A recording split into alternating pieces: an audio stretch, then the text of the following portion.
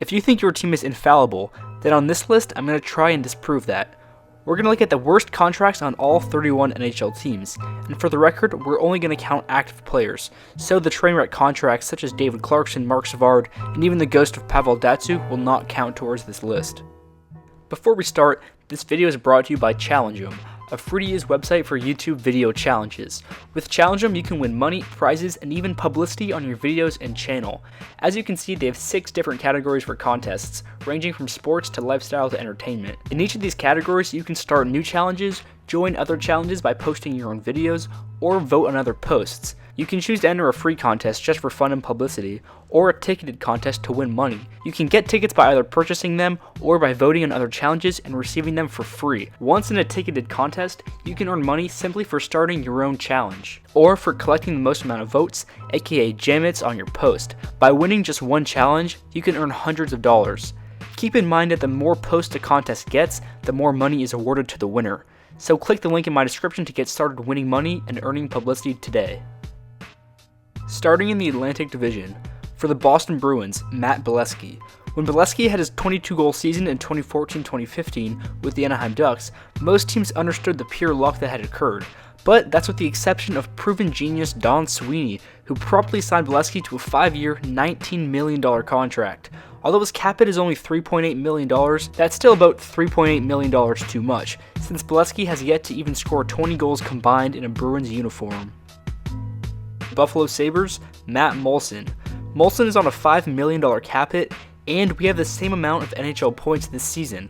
The only upside is that there's only one more season left on the 5-year, $25 million deal.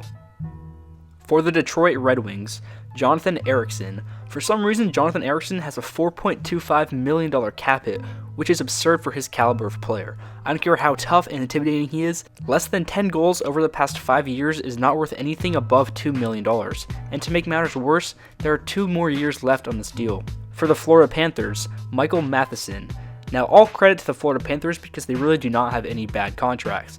The only one that I could pick out, and I'm not sure if it really counts or not, is Michael Matheson, who is still on his rookie deal currently. However, his extension of $4.85 million over the next 8 years kicks in next year, and that is pretty much the worst contract that I could find on Florida's books.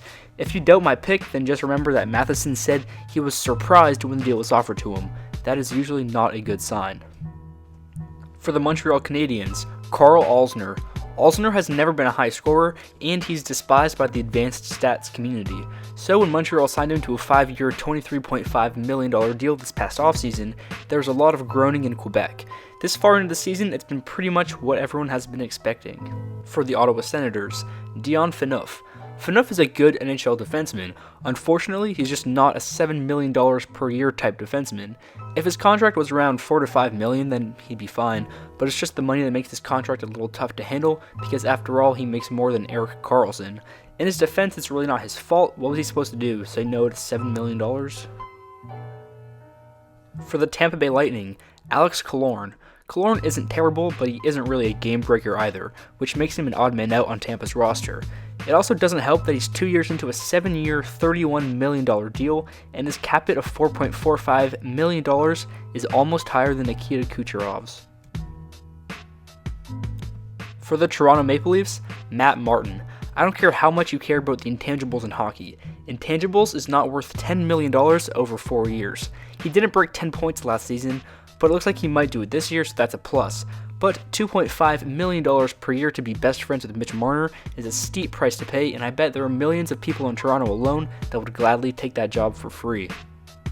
In the Metro Division, for the Carolina Hurricanes, Marcus Kruger. Once again, another team that just doesn't really have any bad contracts. Out of them, however, Kruger is probably the worst. I'm not sure what Chicago was doing when they signed a depth player to a 3-year, $9.25 million deal, but they were smart enough to get rid of him, and now Carolina will bear that burden for this season and the next one. For the Columbus Blue Jackets, Jack Johnson. Out of all the players on this list, we should be the most content about Jack Johnson's contract. Although his $4.35 million cap hit is way over his skill level, he really does need the money, as he had to file for bankruptcy a couple of years ago, thanks to his parents, who for some reason were his money managers. The only thing in his favor is that his agent is better at his job than his parents were at theirs. For the New Jersey Devils, Travis Zajac. New Jersey's another team that really just doesn't have any bad contracts. If it weren't for my LTIR rule, Ryan Clough would definitely be the choice, but since he's out, I have to fall to Travis Zajac, who has not been bad the last couple of years, but he's starting to age and he still has 3 more years left with a cap hit of $5.75 million. For the New York Rangers, Marc Staal. He used to be good. Unfortunately, he's just not anymore and is still on the same contract from when he was good. So for a team like the Rangers that are always near the cap ceiling, his $5.7 million cap hit hurts that much more. To make matters worse, he has 3 years left on this deal and it is complete with a no movement clause, which makes him nearly impossible to move. For the New York Islanders, Nikolay Kulemin. Back in 2013-14, Kulemin scored a whopping 20 points for the Maple Leafs. So, Islanders management thought that warranted a 4-year, $16.75 million contract. Spoiler alert, he has not been very good since he's been in Long Island or Brooklyn or wherever this team is. Thankfully, however, his $4.187 million cap hit comes off the books this year, clearing the cap space needed for John Tavares to not re-sign with them. For the Philadelphia Flyers, Andrew MacDonald. I think this is arguably one of the worst deals ever signed. No one really knows what the Flyers saw in him to ink a 6-year, $30 million contract back in 2014, but since then, he has definitely lived up to expectations because we all knew he was terrible before the deal was signed. For the Pittsburgh Penguins, Carl Hagelin. Pittsburgh is another team with pretty much all really good contracts, so it was hard to pick one to land based on this list. So I settled with Carl Hagelin, who most people know for his speed, but his contract is worth $4 million per year, and he's currently in the third year of the 4-year deal. $4 million may not sound that bad for him, except for the fact that he's playing on the third line and only has 1 goal this year in 20 plus games. It may not be the best deal, but Pittsburgh has won back-to-back cups, so I really don't think they care. For the Washington Capitals, Brooks Orpik. For a top-bearing defenseman, Orpik's $5.5 million cap hit isn't too rough, but he is 37 years old and has another year remaining on this deal. Washington really doesn't have any bad contracts, and I wouldn't really categorize Orpik's as glaringly bad, so just don't roast me too bad in the comments. In the Central Division, for the Chicago Blackhawks, Brent Seabrook. It's hard to pick a bad contract on Chicago because half their team is on the league minimum, but the long-term outlook makes me lean towards Brent Seabrook. He's a good defenseman now at 32 years old, but how will he be in 2024 when his contract expires?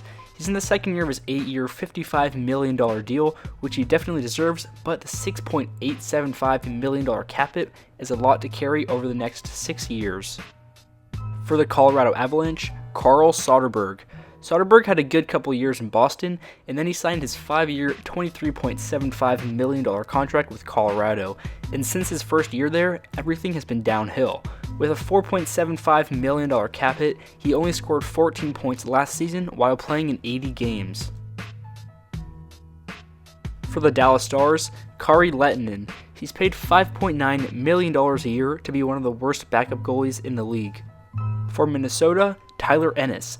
Ennis is in the 4th year of a 5-year deal with a cap hit of $4.6 million. It may not seem horrible, but that is a high price to pay for a third liner who hasn't scored 30 points in the last 3 years combined. For Nashville, Alexei Emelin. Emelin is regarded as one of the worst defensemen in the league, so naturally Montreal signed him to a 4-year deal with a cap hit of $4.1 million. For some unsolved mystery, Vegas picked him in the expansion draft and then flipped him to Nashville with retained salary, so although the Predators aren't paying the full brunt of his contract, they still have to play him, which is usually just as bad. For St. Louis, Jay Bouwmeester. Although he's getting old, he's still a high-caliber defenseman in the NHL, and since St. Louis really doesn't have any bad deals, the blame had to fall on Bouwmeester. He has a $5.4 million cap hit, but I really wouldn't read too much into this one, so good job St. Louis. For Winnipeg, Tyler Myers. Myers has been one of the most disappointing players in the last decade. After winning the Calder Trophy back in 2010, his career has been pretty much downhill from there. He rode that rookie year performance to sign his massive 7-year, $38.5 million contract that he's currently on, but with only 1 more year left, you can expect his $5.5 million cap hit to be reduced significantly on his next deal. In the Pacific Division, for Anaheim, Kevin Bieksa. Bieksa has a $4 million cap hit, and for a third pairing defenseman, that's a little too high, and I don't care how many Superman punches that comes with. I firmly believe that he can still be a decent third pairing D-man in this league, but just not at $4 million. For Arizona, Rick Tocchet. On a team as bad as Arizona, it's really hard to find a bad contract because, they just don't really have any players. They literally just do not have the manpower to have a bad contract, and since we're not counting LTIR players like Dave Boland, then I'm left with almost no one. So I thought the best thing to do in this situation is to point to Coach Rick Tocchet. I don't know what he's being paid, but his team is terrible and he had one of the worst starts in league history, so it's probably too much. For Calgary, Troy Brouwer. Brouwer's in the second year of his 4-year, $18 million deal, and he's already starting to struggle. At 32 years old, the slowdown is becoming quite apparent as he scored a career-low 25 points last season. With a $4.5 million cap hit, he's on pace for less than half of that point total this season, and has become a very expensive fourth liner. For Edmonton, Milan Lucic. You guys can fight me all you want on this deal, but this is the hill I will die on. Lucic's contract is terrible. I understand that he's still scoring at a reasonable pace, but he has 5 more years to go in this contract. It's been proven time and time again that players with his style of play deteriorate a lot earlier, not to mention a team that will have $20 million wrapped up in 2 guys will be paying an aging Lucic $6 million a year until 2023. For LA, Marian Gaborik. In his prime, Gaborik was one of the top scorers in the league, but now as the often injured 35-year-old, he's beginning to struggle in a league he once dominated. He's yet to play in a game this season after undergoing knee surgery, but once he does, he'll have 3 years remaining on his contract with a $4.875 million cap hit. It's fair to say that as Gaborik loses his quickness, this contract is going to hurt more and more each year. For San Jose, Paul Martin. He's never been a high scorer, and now that he's 36 years old, he's getting slower and injured more often.